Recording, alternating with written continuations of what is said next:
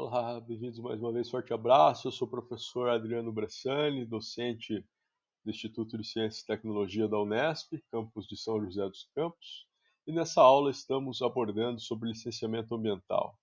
Nas partes iniciais dessa videoaula, falamos antes sobre os aspectos teóricos e os tipos de licença, e falaremos agora sobre as etapas ou aspectos operacionais do licenciamento ambiental. Onde aqui podemos ver que se trata de um processo que pode ser descrito por meio de 5 ou 6 passos, né, ou etapas fundamentais exigidos pelo órgão para que sejam executados pela responsabilidade técnica do empreendimento. O primeiro se trata da identificação do tipo de licença a ser exigida, né? Vimos lá que temos as licenças de aprovação do projeto ou licença prévia, a licença de implantação e a licença de operação, mas que podem ainda ser obtidas de forma concomitante, duas a duas, ou mesmo todas as três por meio de uma única etapa. Na sequência, a identificação da autoridade ambiental competente, ou seja, do órgão ambiental a quem se deve solicitar essa licença. Na terceira etapa, a solicitação via um requerimento e cadastro da atividade junto à autoridade. Por fim, no quarto passo, a execução dos estudos e a juntada de documentos, né? Os estudos adequados a cada situação e que foram identificados na etapa de triagem. O protocolo de requerimento junto ao órgão ambiental é a quinta etapa desse processo, e na sexta dela, a publicação do pedido de licença junto ao jornal, né, e diário oficial do Estado ou oficial da União, quando for o caso. Né. Essas são, digamos, as 6 principais etapas, mas que não ocorrem necessariamente de forma linear, como estamos vendo aqui, né? Muitas delas são cíclicas e se repetem ao longo das diferentes licenças, como veremos nos fluxogramas a seguir, né? Aqui temos uma primeira representação esquemática desta descrição do passo a passo, né? Tratando, nesse primeiro caso, da identificação do tipo de licença necessária, né? Primeira coisa, trata-se de um empreendimento já operando, né, ou é uma nova atividade? Bem, se não é um empreendimento novo, a empresa já foi implantada antes, né? Ela já foi implantada antes do sistema de licenciamento ambiental de atividades poluidoras, ou ela era anterior a essa exigência legal, né?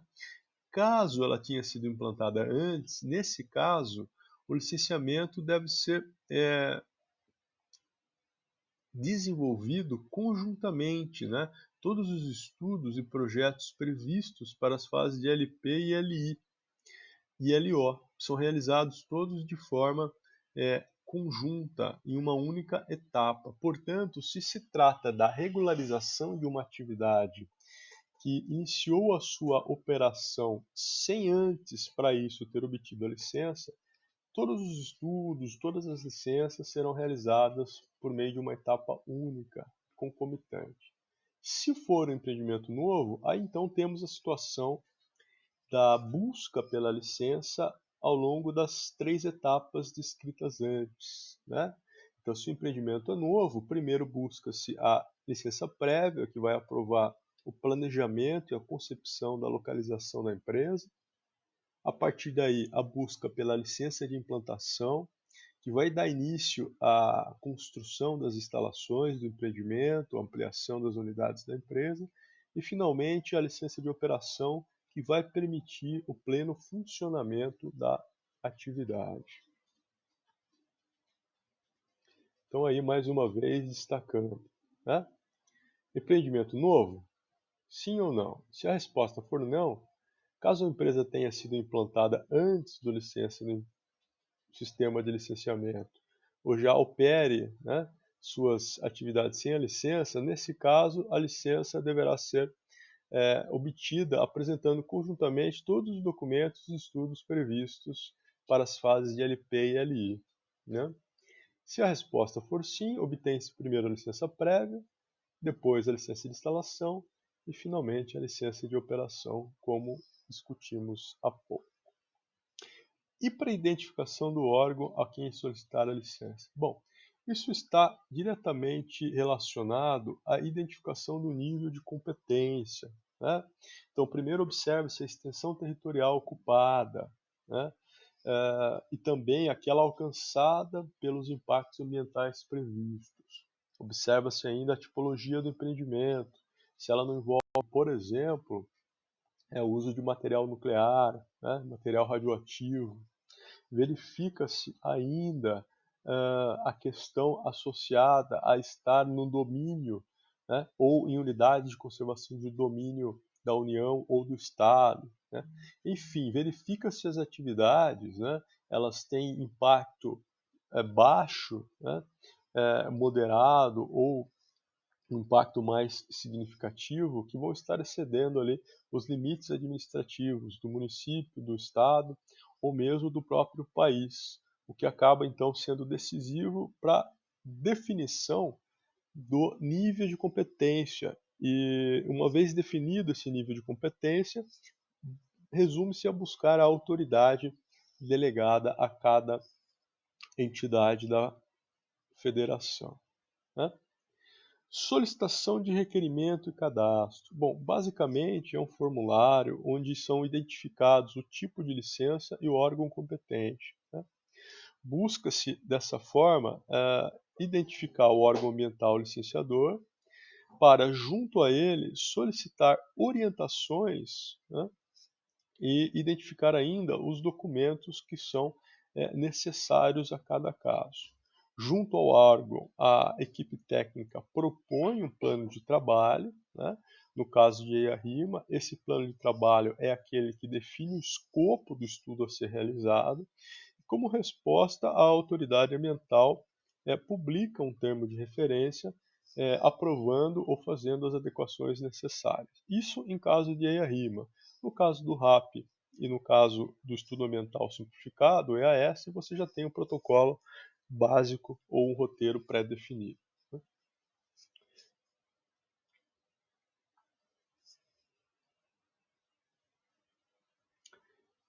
Execução dos estudos e juntada dos documentos. Né? Aqui, basicamente, o que temos, então, é o preenchimento das informações cadastrais, tanto do empreendedor quanto do empreendimento, e ainda da equipe técnica responsável pela execução do estudo. Né? Estudos que, então, nesta etapa são executados. Envolve-se ou inclui-se na realização desses estudos a realização da análise do impacto, ou seja, a identificação e valoração das alterações ambientais previstas. São ainda nessa etapa propostas as medidas atenuantes que incluem medidas mitigatórias, medidas de compensação, né?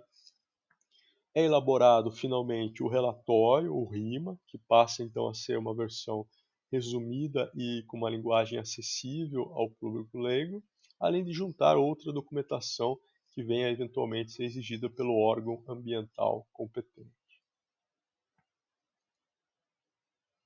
E aqui nós temos alguns exemplos, né, dos principais documentos exigidos pelos órgãos ambientais. Vamos aqui apenas citar alguns para ilustrar, né, visto que essa lista ela pode ser consultada aí junto ao próprio órgão. Temos ali como exemplo formulário de requerimento preenchido e associado e assinado pelo representante legal, cópia de documentos cadastrais como CPF e RG, né? Cópia de registro dos responsáveis técnicos nos órgãos de classe, como por exemplo o CREA, né? Cópia de procuração, quando for o caso, cópia de CNPJ do empreendedor, no caso do empreendimento, né? Cópia de certidão de uso e ocupação do solo, de acordo com a lei de zoneamento, junto à prefeitura, entre vários outros documentos ali que podem ser exigidos ao longo do processo de licenciamento, né?